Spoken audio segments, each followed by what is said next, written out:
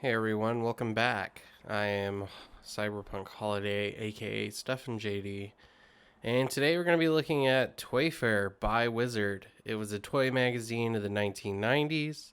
This is June 1998.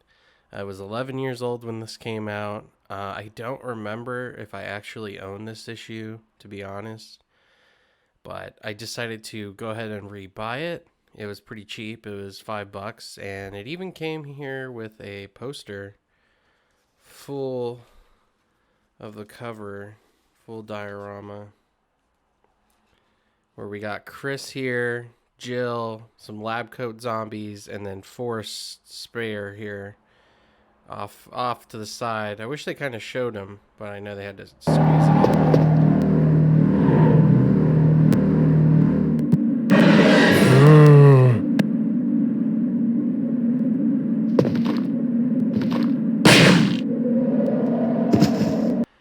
Anyway, this is pretty badass. I might put it on my wall somewhere. The free Resident Evil poster, $5,000 price guide listings. That was the intention of buying this magazine, is you got price guide listings for how much your toys were worth. Just kind of like in Wizard, how you'd get price guides for your comic books. These were like god awful. I don't know if they're god awful, but you could just buy these books for super cheap. They'd send you like 10 and you'd be given a subscription service. Ooh. Excuse me. Another subscription service here. Anyway, let's get into the magazine. Beanie Babies. Remember those? Oh, man. All right. 1998. Star Wars. Impressive.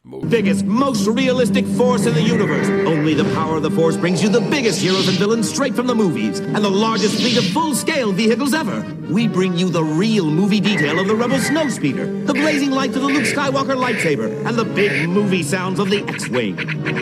When it comes to big size, big detail, and big movie sounds, now you're playing with the power. Star Wars, Power of the Force. Figures and vehicles each sold separately. Batteries not included, only from Kenner. So these, I actually owned an X-Wing and the Millennium Falcon, but it was the original 1970s ones I had gotten at a garage sale. But they looked exactly like this. Hangar 18, mail order. So just the listing showing off kind of what they have here at Hangar 18.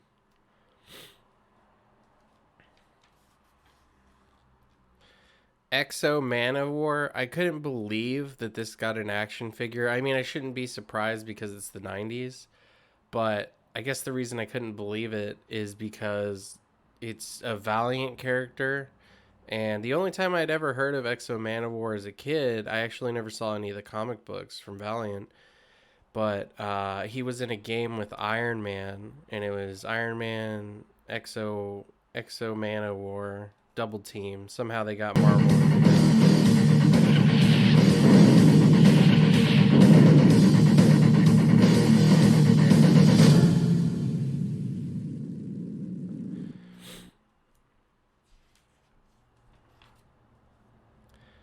Inside the monkey house. So what he's saying here, the editor-in-chief, Scott Beatty, is that in Toyfare there's a lot of toys being protected, a lot of toys that the public can't see, including Toyfare magazine, and that next time he's just going to grab one of them and run off, and that there's these security guys around him with Uzis. Obviously he's exaggerating, but it's really goofy opening article and whatever.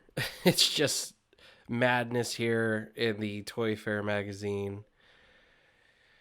Usagi Yojimbo, great comic book. If you've never read it, go check it out. I don't know who this is. American Woman.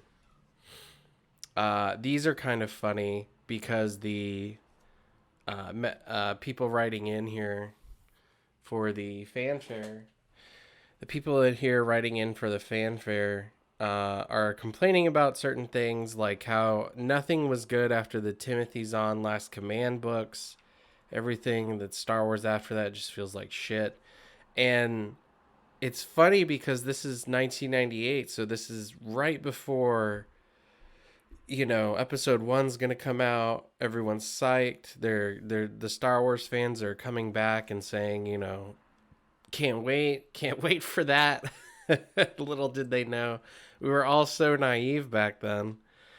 And they're also talking about toys here. How Dengar, who I'll show here,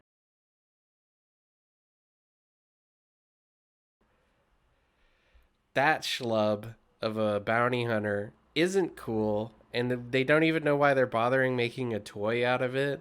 They're just like, why? Who the hell would want? Who cares if Dengar looks like Johnny Cash? That's not going to win him any fights. Uh, Fett blasted out of the Sarlacc pit on his own. He's the only person to ever come out alive. Dengar was probably looking for a Jawa or something else to eat when he found Boba Fett and thought, hey, I'll save him. Then maybe he'll let me team up with him and I can learn something, so I'm just not a crappy third-rate bounty hunter. Then the list goes on. They just bash Dengar in this whole writers, people sending in letters. Someone is writing in what toys they want, though. Coming up with the top 10 list of Marvel box sets I want. The Scrolls. All right. Sinister Six, the first incarnation. I 100% agree with that. We need Sinister Six box sets. Defenders, whatever. Brotherhood of Evil Mutants, kind of cool. X-Men Gold and Blue, whatever. Thunderbolts, no brainer. Inhumans, Classic Fantastic Four and Classic Avengers. Of course, those are like obvious musts for box sets.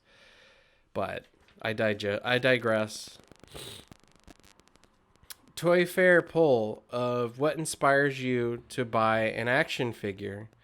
And there's sculpting, the features, paint, deco, scale, accessories, characters, and then other. And it just says, be specific what you mean. The winner is character. It just depends simply on the character, 39%. Second is sculpting, 27%, and then kind of a tie here with let's see, other and paint. So the character and sculpts are what sell toys to the Toyfare fan magazines. Toyfare fans, the fans of Toyfare magazine. Jesus Christ, I haven't had my coffee yet. This is funny because it's talking about the Mallrats action figures that are set to come out. And they're talking about how it'll be cool because a toy can actually flip you off for once. And just all the things they're going to come with, like bongs and stuff. And they seem super excited about toys that can flip you off. And it's just like, yeah, that was the 1990s. The little things we got excited about because there wasn't so much to do back then. You had your game home console, you had your comic books, you had your action figures, and geez, that's about it. Like AOL, I mean, the internet was there, but it was absolutely nothing like it is today. So it was, and very few people had it. Like I didn't get internet till 2001, 2002. So anyway, trying to cash in on the Star Wars coming back success of the Return of the Jedi, Empire Strikes Back, New Hope VHS tapes. They came out, and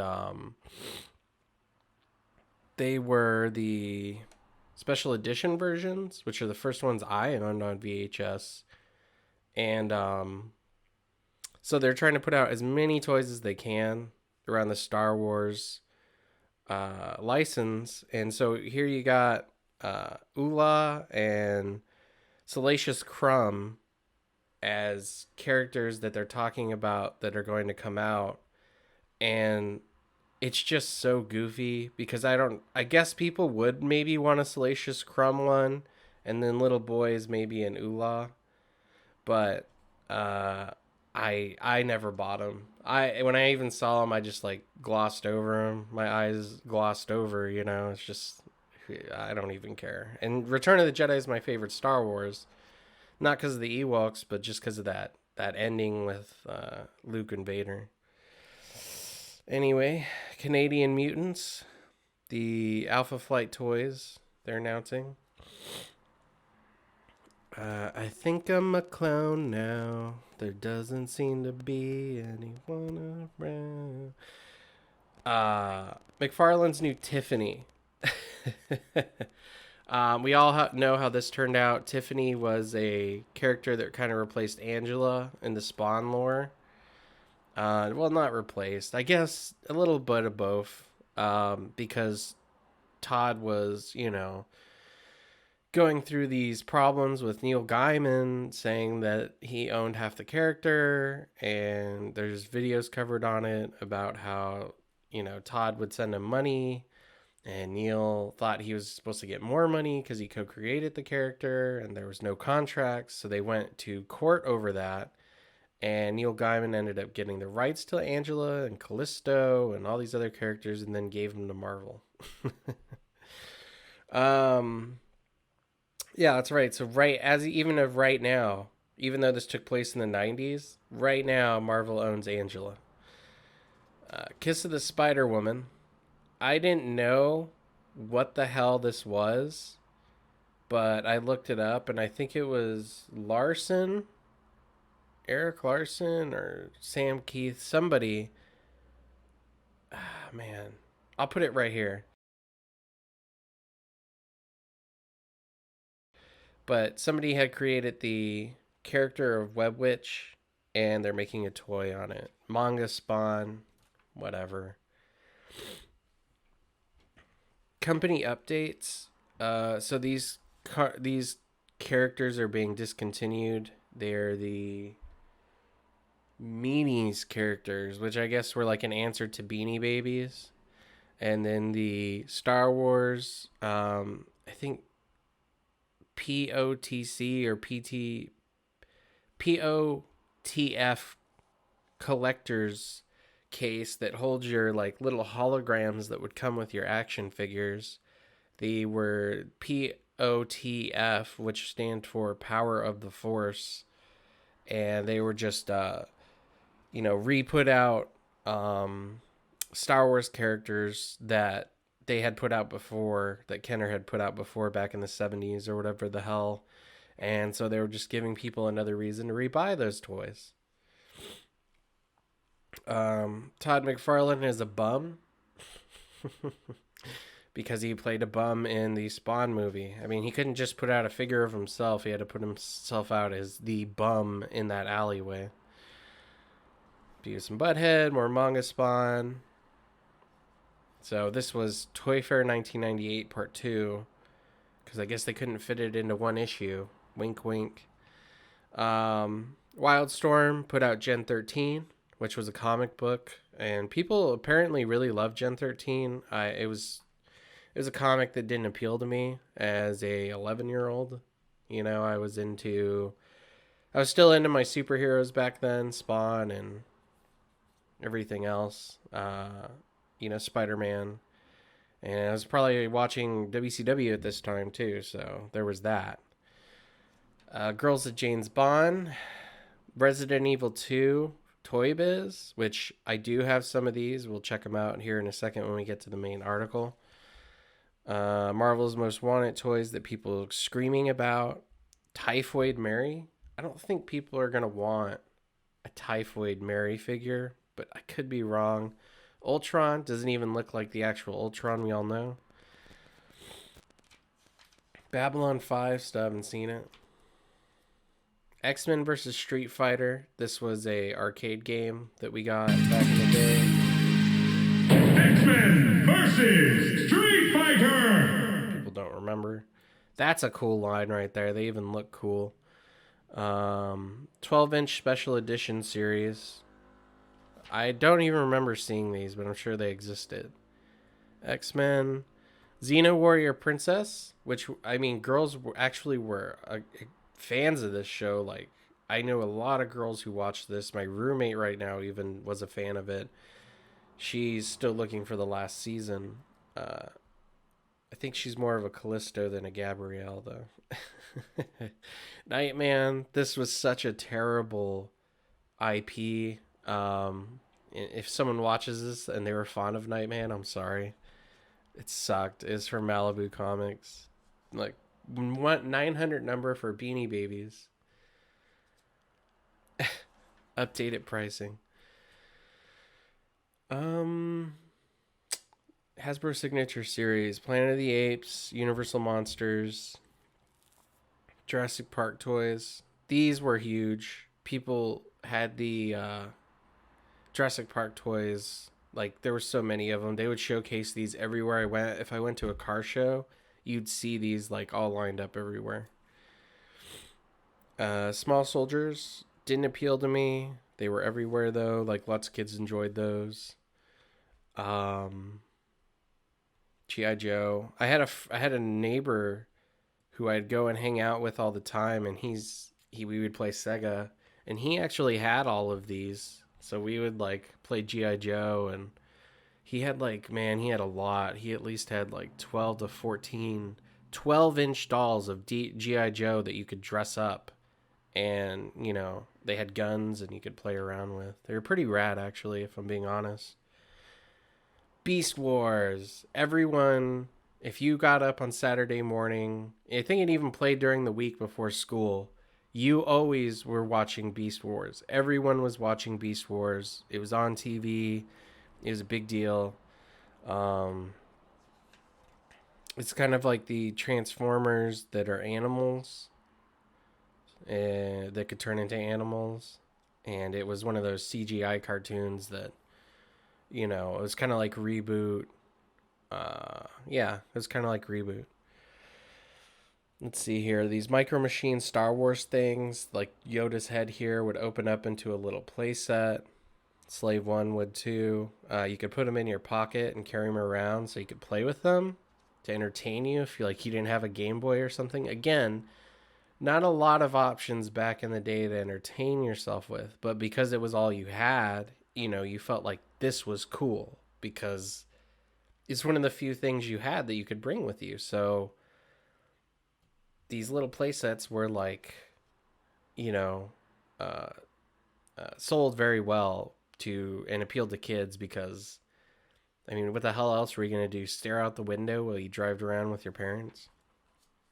Which we did a lot. Let's see. Mattel, Armageddon. There's a Ben Affleck figure here and a Bruce Willis one. Jesus Christ, they'd just sell us anything, wouldn't they? I don't remember those at all. Toy Story, Bugs Life, Rescue Heroes. Teenage Mutant Ninja Turtles. Hockey. Look, Wizard selling Wizard.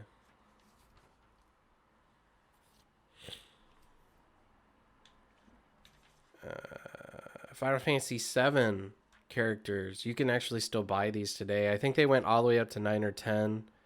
I remember seeing these. I still see them sometimes. They're like obviously hundreds of dollars now. Spice Girls. My sister had these as we were growing up, and she would always have the Spice World movie on while I would be in the living room too, eating my cereal or something. So I'd end up watching it with her, you know. Oh man, everyone loved Posh Spice. Yeah. Crash Bandicoot, Duke Nukem toys, those were rad. Puppet Master. I actually have some of these. Well, the NECA ones. Let me go grab them real quick, actually. So, fast forward into the future. You have NECA putting out these Puppet Master toys.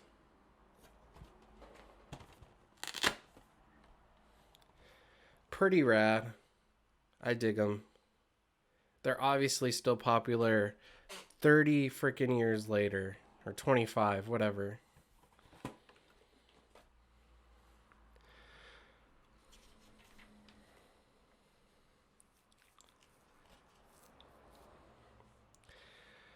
Kaboom action figures. I don't know if these did well. Didn't appeal to me. Stargos Raw. Okay, so here's the main article here for Phil Ramirez. And Phil Ramirez was a toy sculptor um, that is famous for doing a lot of toy sculpts. He's pretty big in the business. He kind of talks in this article about how he went from, making sculpts for McFarlane and then going to other toy makers, and kind of just how he ended up getting into the business. And he even says stuff like, I used comic books and movies and stuff to help me, see how the sculpt, how the character looks, and it helps me figure out and sculpt it. And they ask him what's your favorite, some of the people who work in the comic book industry that help you figure out the best way to sculpt toys of certain things. And he says Eric Larson. He cites Eric Larson as one of the people who, he sculpts after. And that feels like a big plus to the comic book industry for not only just doing comics, but the art of the comic books, helping sculptors back in the day for making all these toys. And he even cites how like with the Resident Evil line, he would watch a ton of zombie movies to kind of sculpt those out. And I actually have some of them. Let me grab them real quick.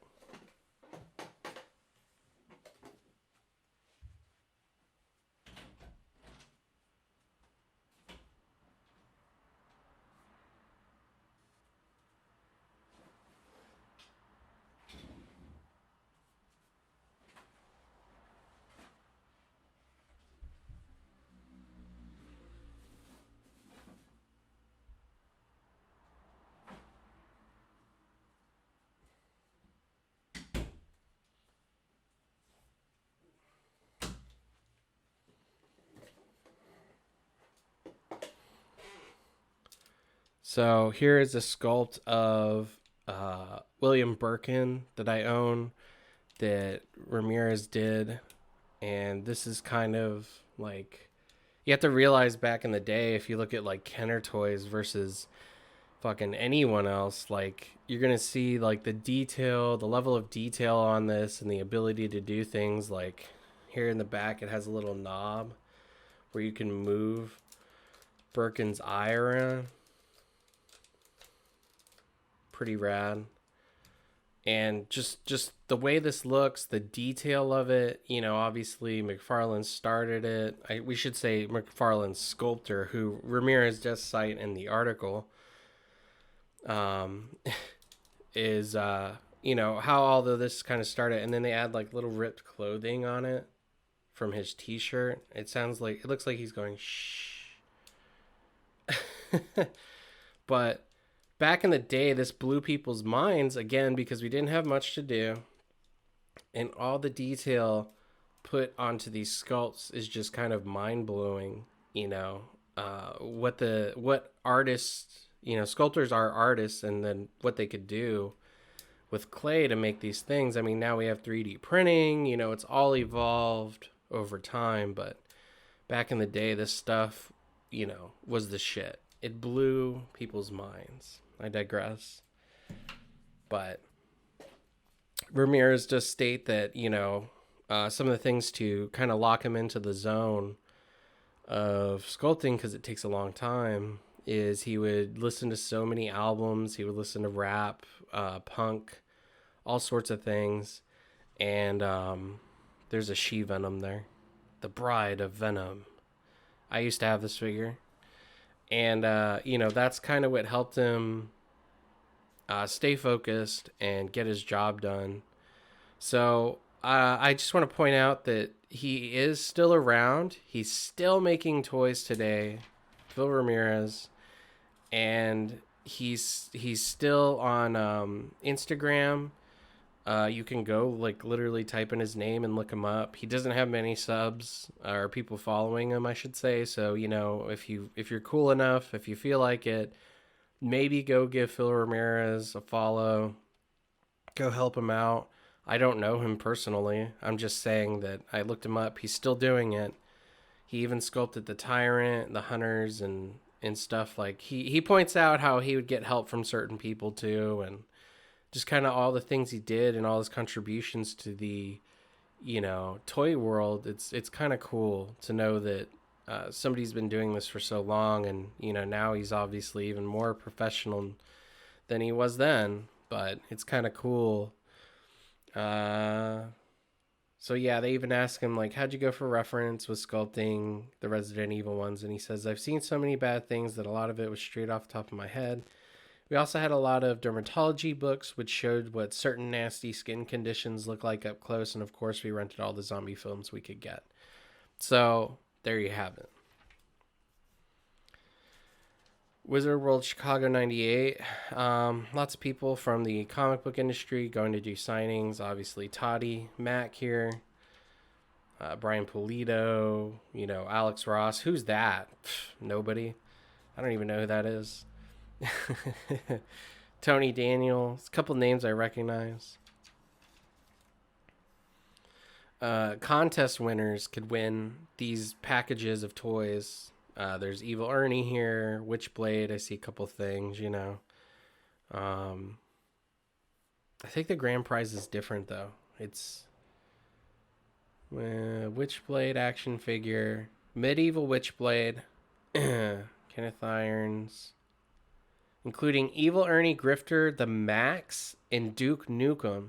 So you could have won a Max figure from this if you played into the contest and sent this in, which is something you had to do back in the day. You'd fill this out with all your information, you cut it out, put it in an envelope, stamp it, and send it out to him and hope you won.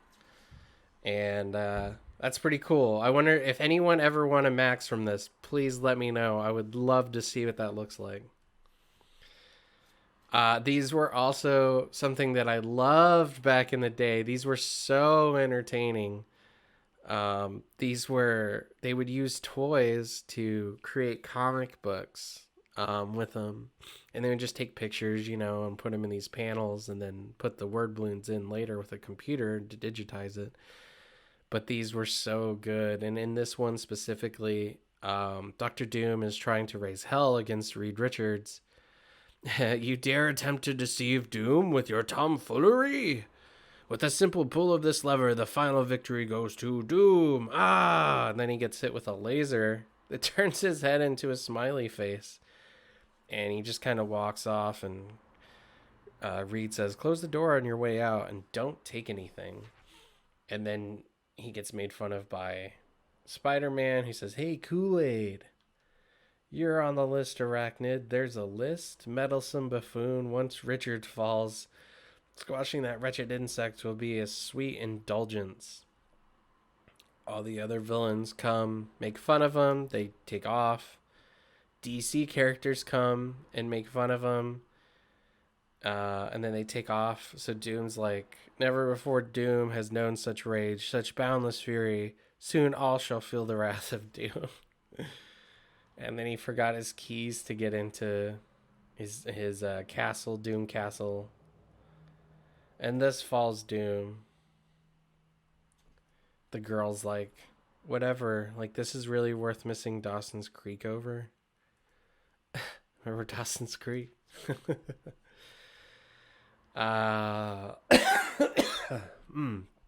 Excuse me. Witchblade, Mike Turner. So Fathom issue number 1. This is kind of a big deal in Image right now. This creates infighting in Image between Rob Liefeld and Mark Silvestri, because Michael Turner was Silvestri's inker, I think, or artist that came into Top Cow, and Rob would, call over to get someone. He wouldn't do it himself, apparently. This is how the story goes. He would call over to Top Cow, and they'd be like, "Hey, can we talk to Mike Turner?" Because they wanted him to come work for Extreme Studios.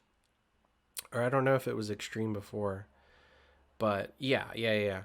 And Mark Silvestri was so mad that they were trying to do this that he got on the phone one day and he's talking to somebody. I don't know if it was Mark Ratman or somebody. And he's like, "Do you know who this is?" And the guy was like, no.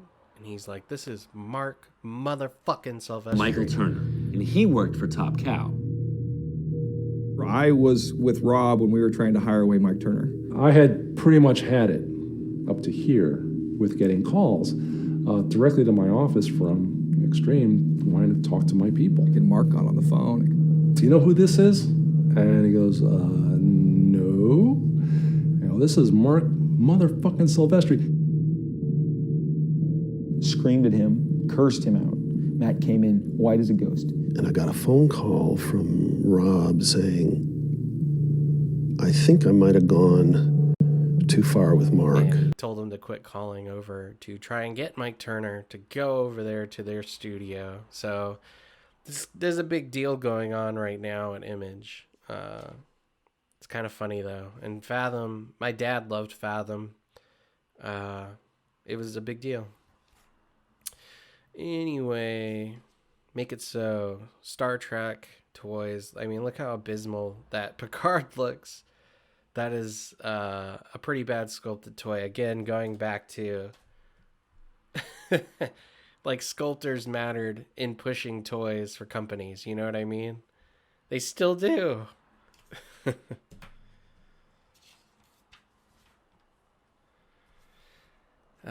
So the action figures of the old TV show, nothing big. Homemade heroes. These are pretty rad. These were people who took toys and combined them together. So you have like these military, like Bart Simpson figures, military Batman, Superman, Predator, Grendel, Violator Joe, a G.I. Joe with a Violator head and arms. And people they're saying now, do a X-Men Homemade Heroes contest and we'll give you another grand prize of something. Again, I mean, there were in abundance. So many of these, every magazine. You could send out like hundreds every month, hoping to win. Of course, you'd have to buy the magazine or either steal it inside the store. But, you know. Top 10 hottest action figures. I think this is a bullshit list. It has to be a bullshit list. Let me point out why. Number 1, Biggs. Biggs, Darklighter. People are asking for Biggs as their number 1 action figure. Or Lax Sivrik. I don't believe it. That's bullshit. Especially not Ewoks over Lando or Princess Leia. No, there's no way. This has to be full of shit. I don't believe this article at all. And then that's kind of it, honestly. The reason being is because people don't know. People never had these when they were younger. The way Wizard worked, and I have Wizard magazines here. Probably won't ever be covering them, but the way Wizard worked and the way Toyfare worked, because Toyfare is Wizard magazine basically, is that in the back they would have these listings, these price guides. They were so fucking arbitrary, like nobody knew what anything was worth unless you actually went into a shop, but they would just have listing after listing from each, individual toy maker, how much your toys were worth. Like, let's see. A good example is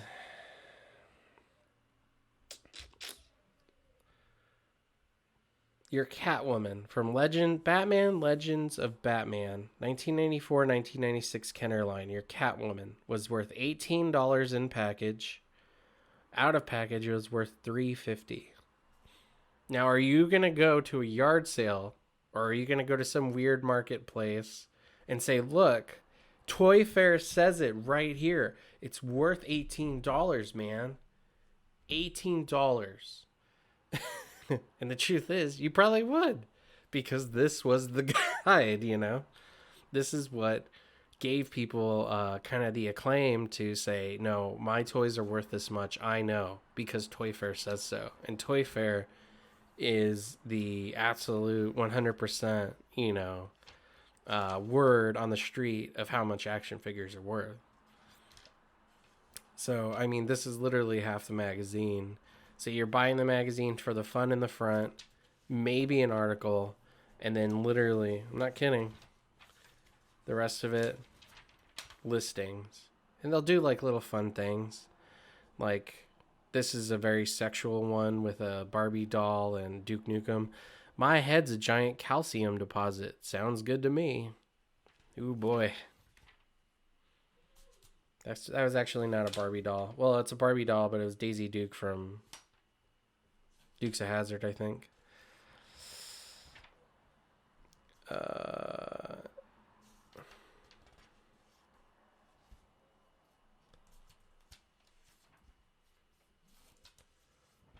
These are so goofy.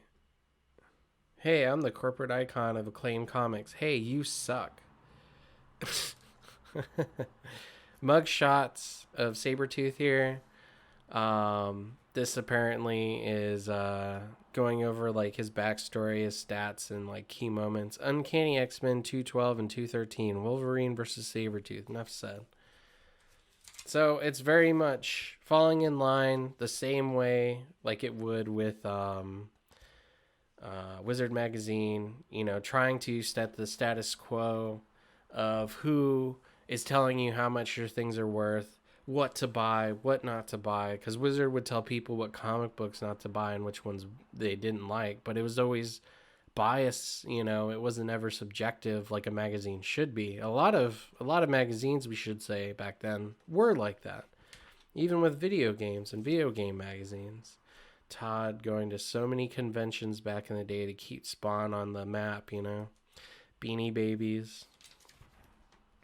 It's kind of crazy how the world has changed so much, but hasn't, you know. I mean, you still go to toy conventions and, you know, Comic-Cons and everything to see toys, and, you know, people are still fighting in the market like NECA and everything. People of Toyfare, they kind of put little comic bubbles on them and just make fun of them. It's kind of funny. But yeah, that's the magazine, man. Toyfare, 1998, June 10th, issue 10. Sorry. And I just want to thank everyone for watching. Obviously, the channel has been killing it lately. We've been getting subscribers galore. I'm almost to 100. I'm so happy. I can't wait to do a channel update when we get to 100. There's so much to talk about going forward. So much going on in my personal life. So much going on, you know, with me making comics and everything. As a matter of fact, there's working on a page right now. Just got done. And, you know, still working on my comic book every single day. But the next episode here on the channel is going to be an absolute blast to discuss, and you do not want to miss it. It's going to be a fan comic of a big IP, and it's just going to blow you away. You're going to have so much fun going through that with me. I promise you. And don't forget to go check out Ramirez on Instagram if you haven't already. Excuse me. Let's put it out there one more time. Phil Ramirez. Don't forget to go check him out. And he actually posted the figure earlier of William Birkin on his channel at some point, or his page. So don't forget to go do that. Everyone, please like, share, subscribe, all the things. I will catch you later. Thank you very much for watching.